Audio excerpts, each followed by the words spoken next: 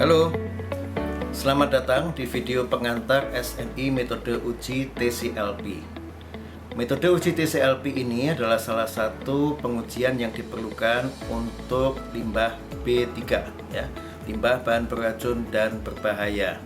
Nah, SNI ini ditunggu-tunggu oleh para pihak supaya perlindungan lingkungan dapat dilakukan dengan lebih baik. Video ini disiapkan bersama dengan P3KLL, Badan Litbang dan Inovasi Kementerian LHK, dan bekerjasama dengan Direktorat Verifikasi Limbah B3. Video ini disiapkan untuk Bapak Ibu sekalian dapat mempelajari SNI ini sambil menikmati suasana COVID-19 ya. Mungkin ada yang bekerja di rumah, ada yang bekerja di kantor. Video ini diharapkan bisa membantu Bapak Ibu sekalian memahami SNI tersebut. Selamat menikmati.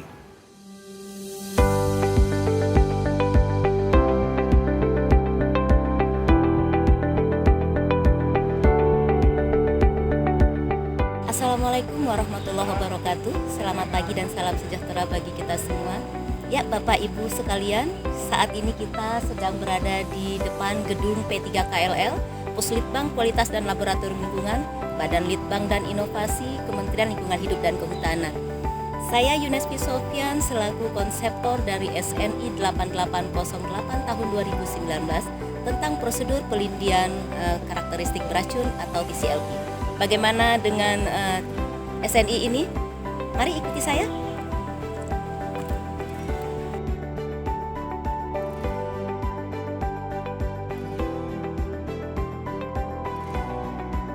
Peraturan atau regulasi yang mendasari kita di dalam merumuskan SNI 8808 tahun 2019 ini adalah Peraturan Pemerintah Nomor 101 Tahun 2014 tentang pengelolaan limbah bahan berbahaya dan beracun atau B3.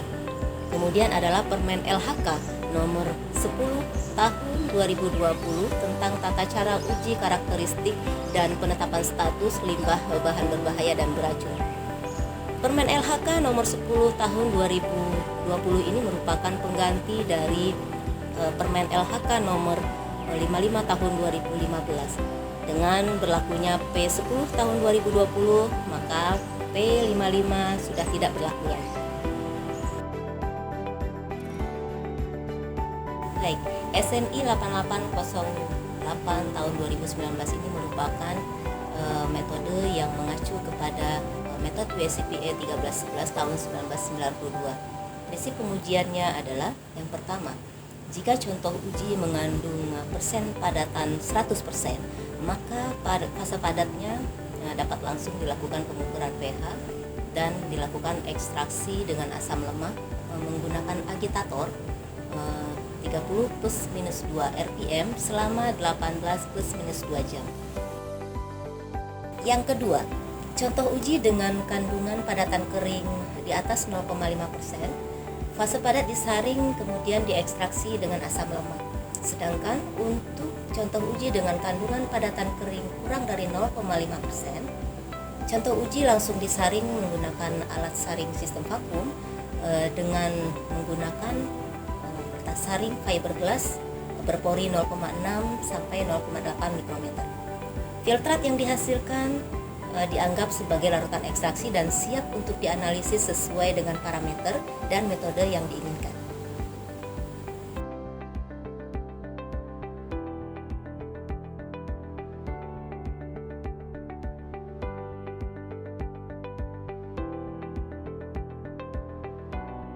Ya, selamat datang di Laboratorium Tanah dan Limbah Padat.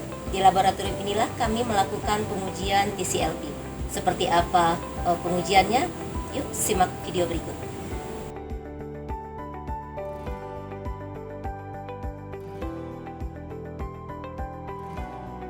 Hal pertama yang dilakukan adalah timbang media penyaring yang diberi kode WO, catat bobot penimbangannya. Kemudian tempatkan media penyaring pada filter holder. Ya, seperti ini. Kemudian rangkai perangkat penyaring. Setelah perangkat penyaring siap, homogenkan contoh uji yang diberi kode WCU, timbang contoh uji minimal 100 gram, dan jangan lupa catat bobot sampelnya. Biarkan contoh uji hingga mengenap atau gunakan centrifuge untuk mempercepat proses pengenapan. Untuk contoh uji volatil tidak boleh dienapkan tetapi langsung disaring. Selanjutnya, saring contoh uji secara kuantitatif menggunakan sistem penyaring vakum atau sistem penyaring bertekanan positif secara bertahap dengan tekanan 1 psi hingga 10 psi hingga didapatkan filtrat dan padatan. Timbang media penyaring berisi padatan, lalu tentukan persen padatan dari contoh uji tersebut.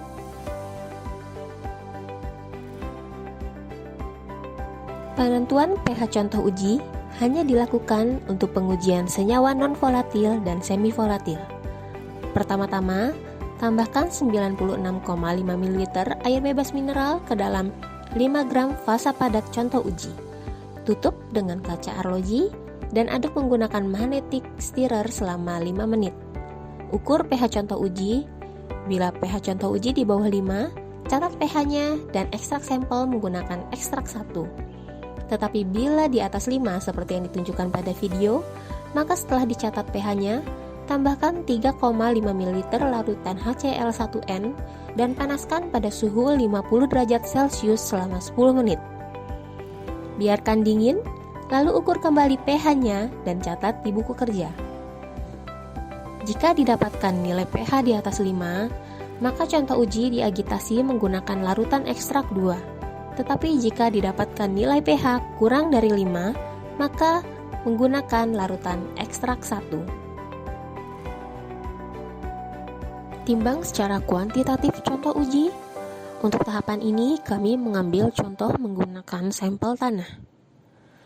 Buat larutan ekstraknya sesuai dengan langkah 4.3 poin G dan H pada SNI 8808 tahun 2019. Jangan lupa juga untuk mengecek pH dari larutan ekstrak tersebut. Setelah larutan ekstrak siap, masukkan contoh uji ke dalam botol ekstraksi. Bilas wadah sampel menggunakan larutan ekstrak, kemudian tuangkan larutan ekstrak tersebut. Tutup rapat dan pasangkan botol pada alat agitator dengan posisi yang seimbang. Lakukan ekstraksi selama 18 +- 2 jam dengan kecepatan rotasi 30 +- 2 rpm. Setelah proses agitasi selesai, saring larutan hasil ekstraksi dengan menggunakan media penyaring glass fiber. Tampung hasil filtrasi di dalam botol yang sesuai dengan parameter yang akan dianalisis. Ada beberapa catatan penting terkait dengan penyimpanan dan pengawetan contoh uji. Yang pertama, jika tidak langsung dianalisis, awetkan contoh uji yang telah diekstraksi sesuai dengan parameter yang akan dianalisis dengan memperhatikan waktu simpan masing-masing parameter. Lihat lampiran C pada SNI 8808 tahun 2019. Yang kedua, jika timbul endapan pada larutan hasil ekstraksi untuk pengujian logam setelah penambahan pengawet, maka lakukan analisis segera untuk pengujian logam tanpa pengawet. Untuk pengujian logam, bila konsentrasi contoh uji di atas baku mutu, maka contoh uji bisa langsung diukur di instrumen seperti AAS, ICP-MS, dan sebagainya. Tetapi jika nilainya di bawah baku mutu, maka larutan ekstrak harus didestruksi terlebih dahulu sebelum diukur.